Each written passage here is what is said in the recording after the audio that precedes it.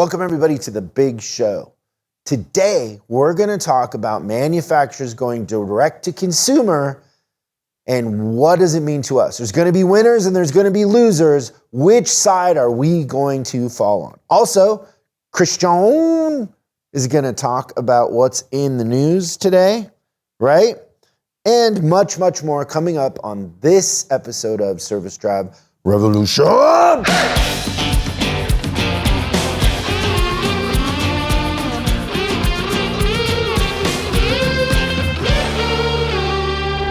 So a lot of you have heard that we're moving into a new building. We purchased a building downtown Los Angeles. We should have purchased it in Texas because of the taxes. That was my vote. We purchased a building that we are renovating. I nicknamed the building the Money Pit. I think what is the building called? Like the Murphy building? Right on the front of it, it says something.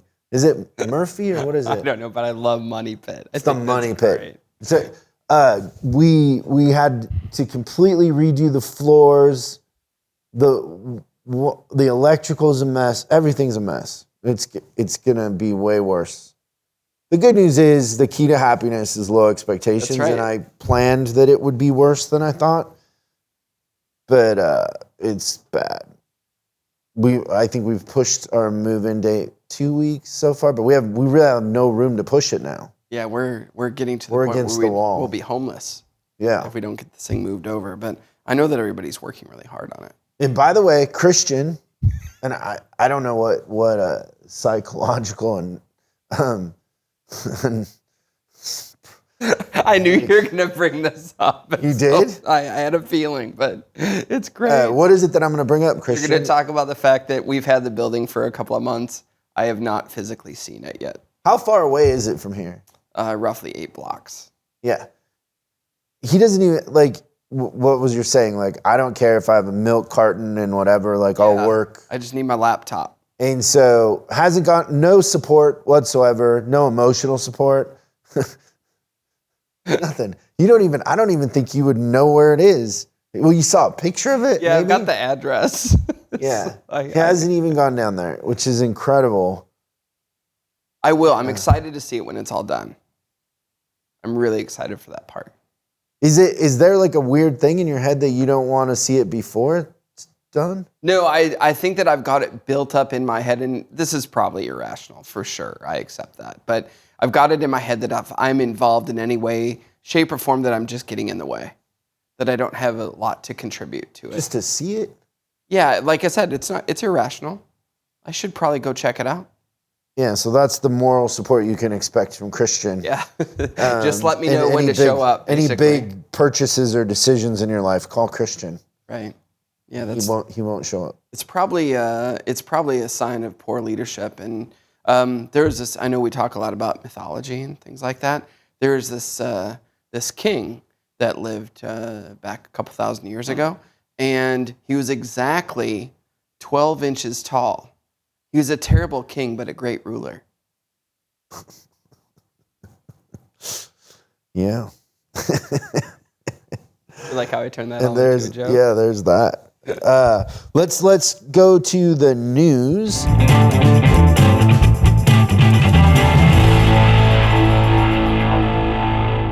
What is in the news, Christian? Well, I've got a couple of really good articles that we pulled up. The first is an article that talks about the dark secret of electric cars being tires. And it was an article about a person that owns an electric car, I believe it was a Tesla, and is saying, well, this is so great. Like I completed the annual maintenance on my car and all I do is put wiper fluid in and air up the tires. And he's like, oh, but at 28,000 miles, I had to replace the tires. And that's too bad.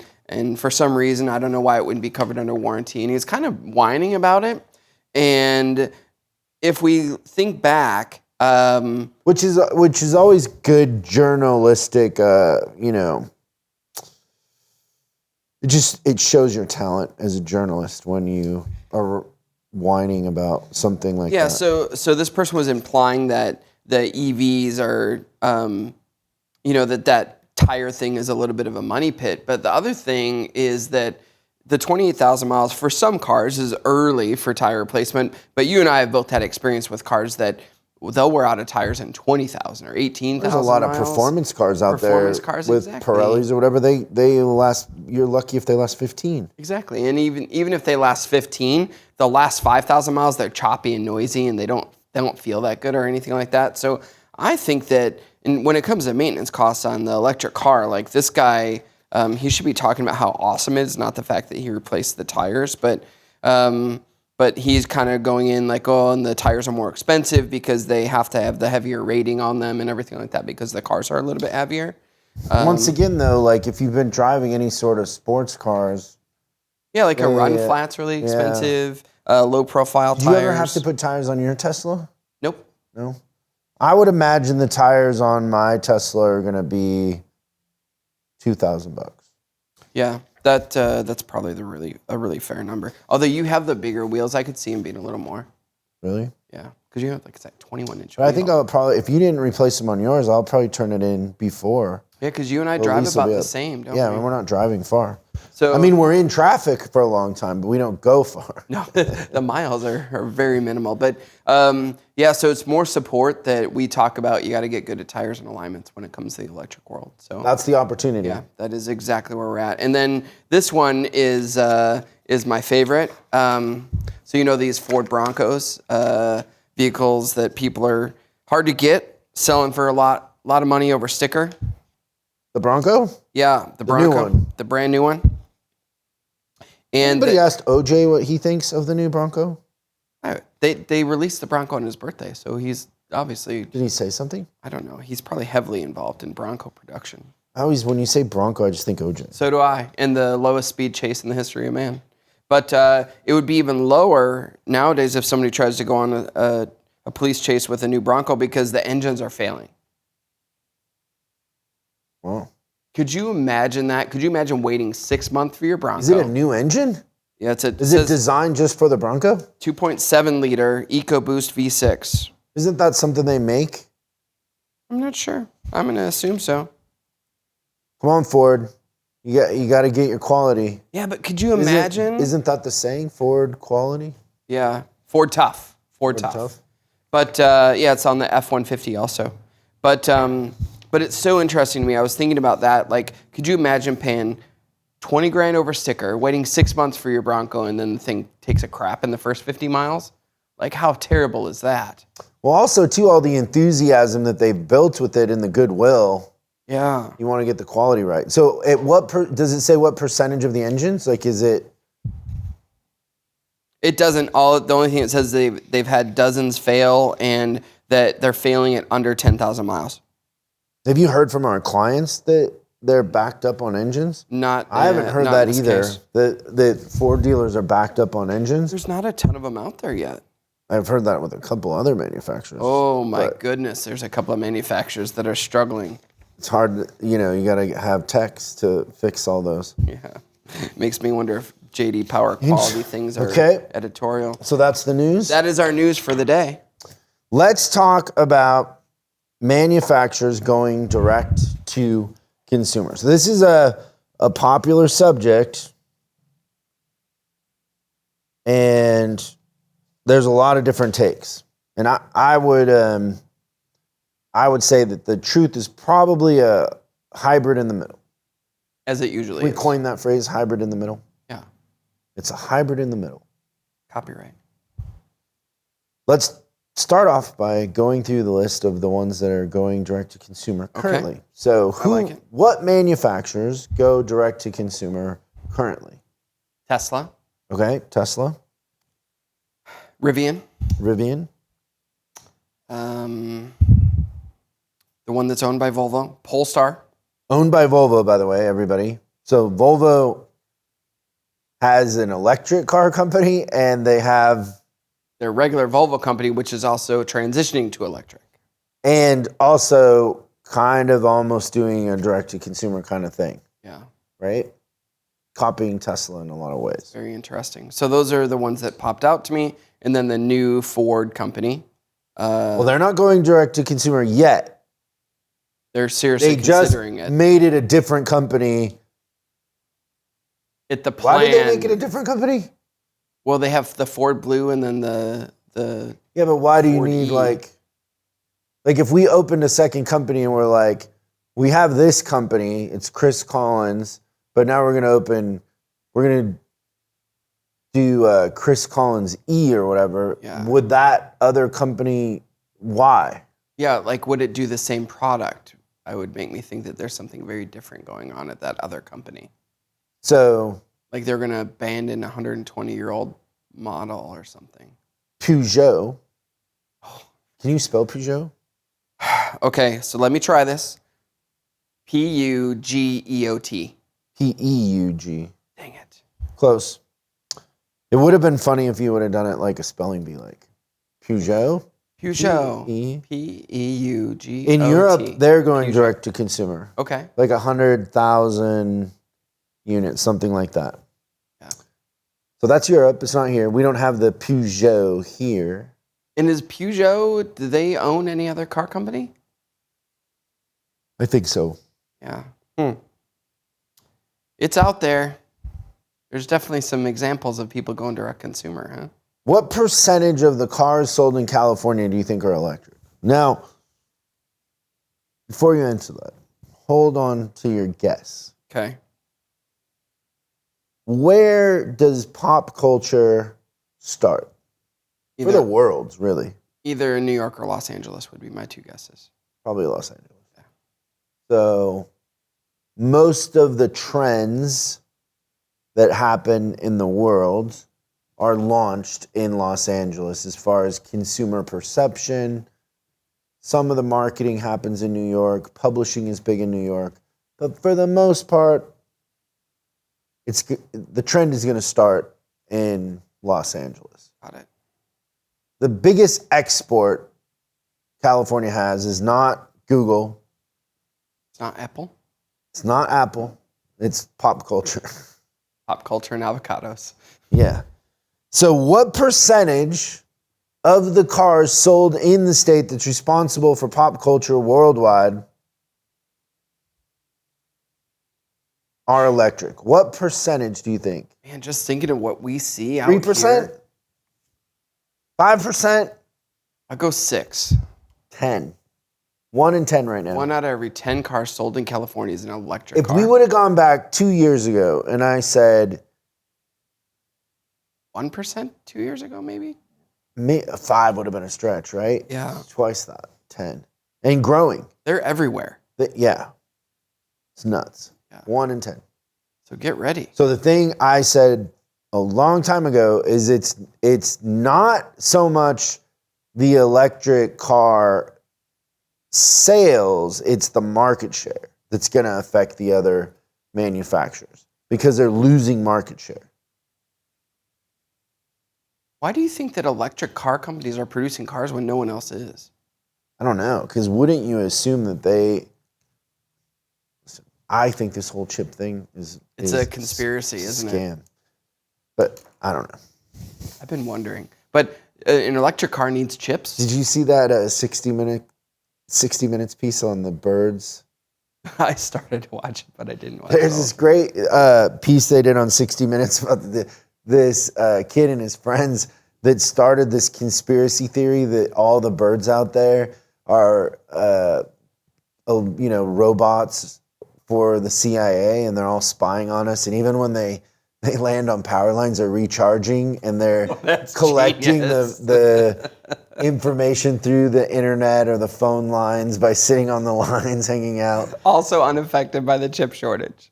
And it's just in the spirit of making fun of how, far left and right everything is and how everything's a conspiracy, and it's just funny. But yeah, I think that with the chips in a sense, like, I don't know. I love it. Like, electric cars are all chips. It's all computers. How are they're coming off the line faster than ever, but Toyota can't find a chip? No, I guess not. It's so interesting to me. But like, we could go on today and we could buy an electric car and have it in 2 weeks. Yeah, but you can't find a Toyota RAV4. Can't get a Camry. Yeah. So interesting to me. It doesn't make a lot of sense. It's a weird time we're in. So I believe that what is going to happen with the manufacturers going direct to consumer is you're going to have a hybrid. And the thing that we already know is that companies like Tesla have an unfair advantage against the dealers because they don't have flooring, they're direct to consumer. They just have an unfair advantage in many ways. They can move faster. They're not, like, if you think about a dealer, you're sort of at the mercy of the manufacturer. Where when you're Tesla and you're direct to consumer, you're controlling the input and the output. You're not a franchisee in the middle hoping that Ford doesn't roll off Ford E. Right. Or you're hoping the products are good and that there's a demand for them in the marketplace. All of that. Now, if you're sitting in the boardroom with the manufacturers, they're saying the dealers are outdated. They need to upgrade their facilities. They need to train their people more. They need to invest, this and that.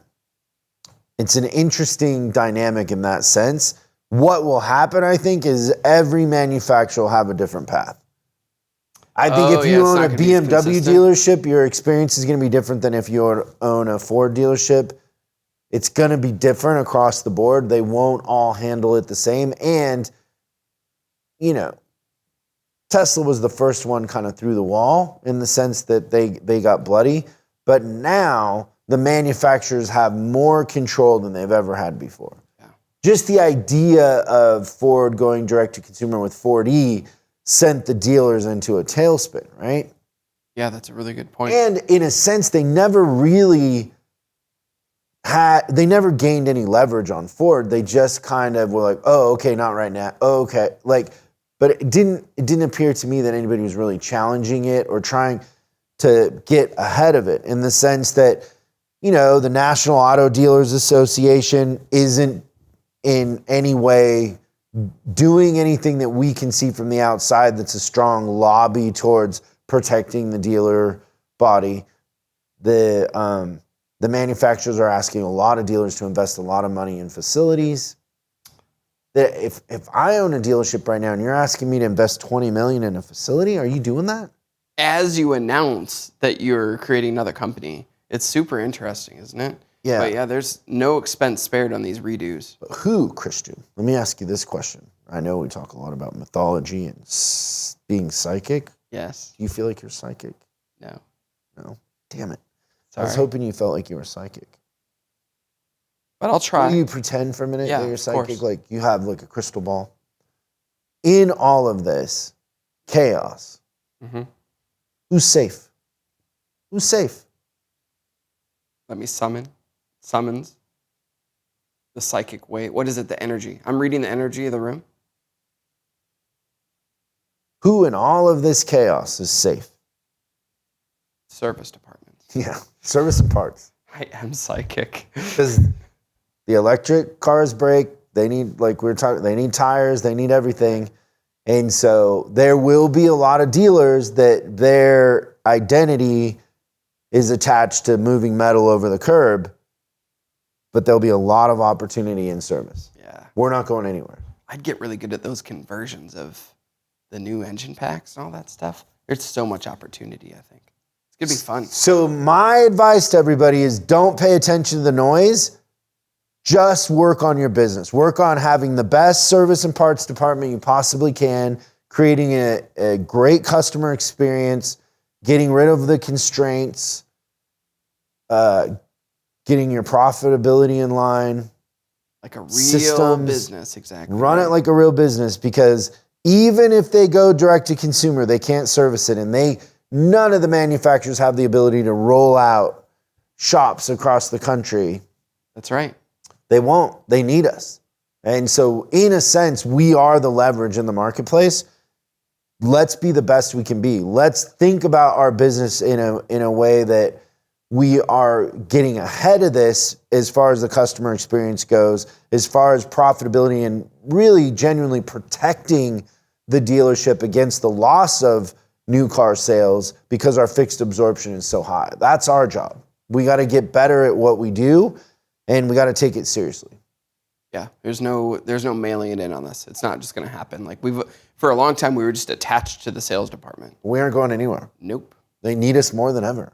We're in the driver's seat, you guys. Kind of a Get fun excited. place to be. Okay, that was a fun show.